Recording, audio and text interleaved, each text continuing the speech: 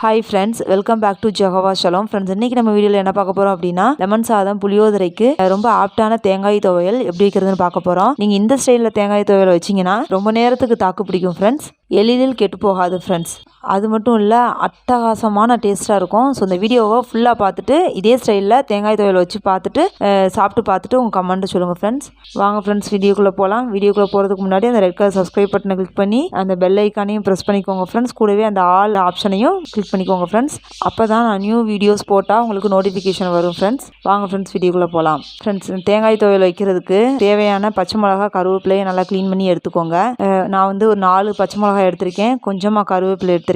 கருவேப்பிலை குழம்புலலாம் போட்டோன்னா ஒதுக்கி வச்சுருவோம். ஸோ இப்படி அரைச்சோம்னா கண்டிப்பாக அது உள்ளே போயிடும். ஸோ கருவேப்பிலை சேர்த்துக்கோங்க. நல்லா சட்னியில் துவையல்லாம் கருவேப்பிலை அதிகமாக சேர்த்துக்கோங்க. பெரிய பூண்டு பல் 4 எடுத்திருக்கேன் நான். ஒரே ஒரு கொட்டை புளி ஃப்ரெண்ட்ஸ், அவ்வளோ போதும், ரொம்ப வச்சிடாதீங்க, அப்புறம் புளிக்கும். அப்புறம் அரை முடி தேங்காய் பொரிகளையே போடாமல் நம்ம அரைக்க போகிறோம் ஃப்ரெண்ட்ஸ். ஸோ நம்ம வந்து தேங்காய் வந்து அரை முடி எடுத்தால் தான் கரெக்டாக இருக்கும் ஃப்ரெண்ட்ஸ். ஸோ ஸ்டவ்வை ஆன் பண்ணி பாத்திரத்தை அடுப்பில் வச்சுக்கோங்க ஃப்ரெண்ட்ஸ். கொஞ்சமாக எண்ணெய் விட்டுக்கோங்க. எண்ணெய் நல்லா காஞ்சதும் கட் பண்ணி வச்சிருக்கு எல்லாத்தையும் போட்டுடலாம் ஃப்ரெண்ட்ஸ். தேங்காய்ச்சில், வெள்ளைப்பூடு, புளி, கருவேப்பிலை, பச்சை மிளகாய் எல்லாத்தையுமே போட்டுருங்க. அடுப்பை வந்து சிம்மில் வச்சுக்கோங்க ஃப்ரெண்ட்ஸ். இதை வந்து நல்லா மிக்ஸ் பண்ணி விட்டுருங்க. அப்பப்போ வந்து கிளறி விட்டுக்கோங்க. வேறு ஏதாவது வேலைகள் இருந்தால் அதை நீங்கள் பார்த்துக்கிட்டேவும் இதை வந்து அப்பப்போ வந்து மிக்ஸ் பண்ணி விட்டுருங்க. சிம்மில் வச்சுருக்கணும் ஃப்ரெண்ட்ஸ் அடுப்பை, அதை மறந்துடாதீங்க. சிம்மில் வச்சுட்டேவும் வதக்கணும். ஹை ஃப்ளேமில் வச்சு வதக்குனீங்க அப்படின்னா கருகிரும். லோ ஃப்ளேமில் வச்சேவும் இந்த வேலையை செய்யுங்க. லஞ்சுக்கு எனக்கு இந்த துவையலையும் லெமன் சாதத்தையும் பார்த்துட்டேனாலும் எனக்கு வந்து ஸ்கூல் டைமில் வந்து அவ்வளோ ஹாப்பியாக இருக்கும், சந்தோஷமாக இருக்கும். ஜாலி, எனக்கு பிடிச்சது வச்சுருக்காங்க அம்மா அப்படின்னு சொல்லிட்டு சாப்பிடுவேன். இப்போ பாருங்கள் ஃப்ரெண்ட்ஸ், நல்லா வதங்கிருச்சு. இதை வந்து மிக்ஸி ஜாரில் போட்டு தேவையான அளவு உப்பும் போட்டுக்கோங்க. ஒரு சுற்றி எடுத்துடலாம் ஃப்ரெண்ட்ஸ். தண்ணி விட்டு தேவையான பதத்துக்கு அரைச்சிக்கோங்க. தண்ணியுமேவும் சுடுதண்ணி வச்சு விட்டு அரைங்க ஃப்ரெண்ட்ஸ். அவ்வளோ டேஸ்ட்டாக இருக்கும் ஃப்ரெண்ட்ஸ். இது வந்து எங்கள் அம்மா சொன்ன துவையல். எங்கள் அம்மா வந்து லெமன் சாதம் வச்சா இந்த ஸ்டைலில் தான் துவையல் வச்சு கொடுப்பாங்க.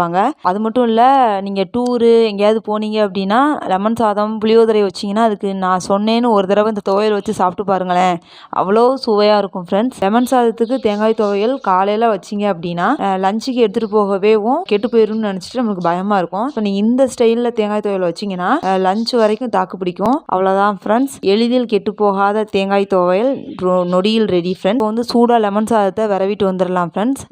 லெமன் சாதத்துக்கும் அந்த துவையலுக்கும் பட்டையை கலப்பும் ஃப்ரெண்ட்ஸ். இந்த தேங்காய் துவையலை தைரியமாக பிள்ளைங்களுக்கு லஞ்சுக்கு வச்சு விடலாம். அவ்வளோ டேஸ்ட்டாக இருக்கும் ஃப்ரெண்ட்ஸ்.